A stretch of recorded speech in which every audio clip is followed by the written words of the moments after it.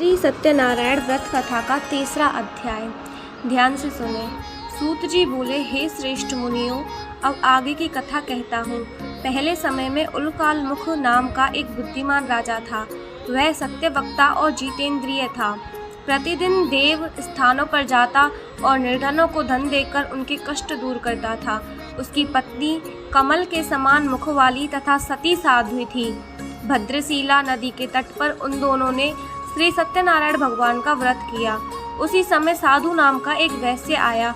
उसके पास व्यापार करने के लिए बहुत सा धन भी था।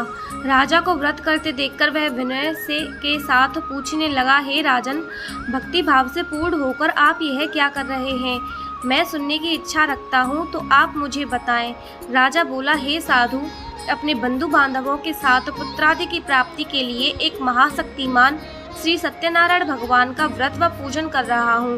राजा के वचन सुन साधु आदर से बोला, हे राजन, मुझे इस व्रत का सारा विधान कहिए। आपके कथनानुसार मैं भी इस व्रत को करूँगा। मेरी भी संतान नहीं है और इस व्रत को करने से निश्चित रूप से मुझे संतान की प्राप्ति होगी। राजा से व्रत का सारा विधान सुन व्यापार से निवृत्त हो वह अपने घर गया। साधु वैश्य ने अपनी पत्नी को संतान देने वाले इस व्रत का वर्णन कह सुनाया और कहा कि जब मेरी संतान होगी तब मैं इस व्रत को करूँगा। साधु ने इस तरह के वचन अपनी पत्नी लीलावती से कहे। एक दिन लीलावती पति के साथ आनंदित हो सांसारिक धर्म में प्रवृत्त होकर सत्यनारायण भगवान की कृपा से गर्भवती हो गई। 10वें महीने में उसके गर्भ से एक सुंदर कन्या ने जन्म लिया। दिनों दिन वह ऐसे बढ़ने लगी जैसे कि शुक्ल पक्ष का चंद्रमा बढ़ता है। माता पिता ने अपनी कन्या का नाम कलावती रखा। एक दिन लीलावती ने मीठे शब्दों में अपने पति को याद दिलाया कि आपने सत्यनारायण भगवान के जिस व्रत को करने का संकल्प किया था उसे करने का समय आ गया है। आप इस व्रत को करिए। साधु बोला कि हे प्रिय, इस व्रत को मैं उसके विवाह पर करूँगा। इस प्रकार अपनी पत्नी को आश्वासन देकर वह नगर को चला गया। कलावती पिता के घर में रह वृद्धि को प्राप्त हो गई। साधु ने एक बार नगर में अपनी कन्या को सखियों के साथ देखा तो तुरंत ही दूत को बुलाया और कहा कि मेरी कन्या के योग्य वर देख कर आओ। साधु की बात सुनकर दूत कंचन नगर में पहुंचा और वहां देखभाल कर लड़की के सुयोग्य वाणिक पुत्र को ले आया।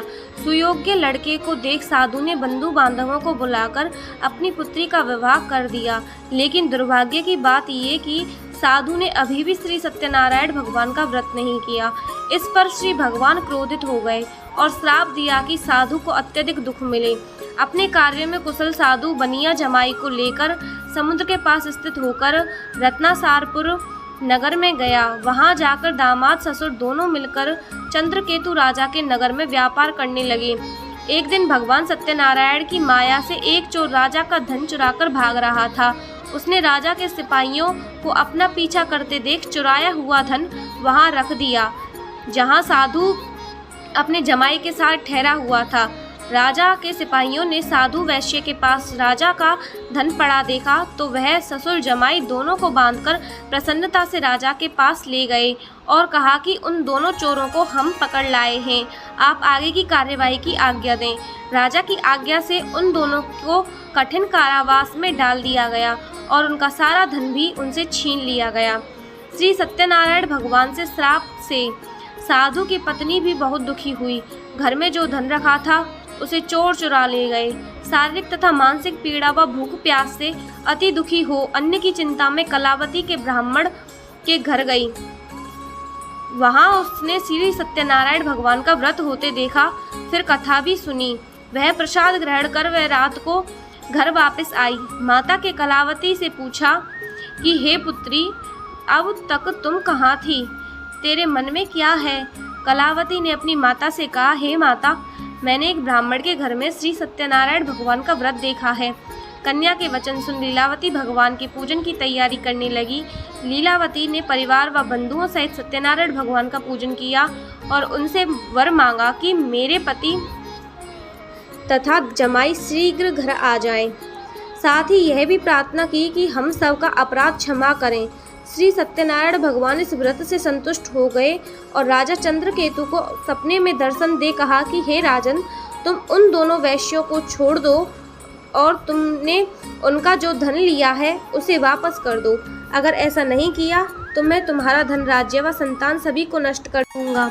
राजा को यह सब कहकर वह अंतर्धान हो गए। प्रातःकाल सभा में राजा ने अपना सपना सुनाया। फिर बोले कि वाणिक पुत्रों को कैद से मुक्त कर सभा में लाओ। दोनों ने आते ही राजा को प्रणाम किया। राजा मीठी वाणी में बोला, हे महानुभावों, भाग्यवश ऐसा कठिन दुख तुम्हें प्राप्त हुआ है, लेकिन अब तुम्हें कोई भय नहीं है।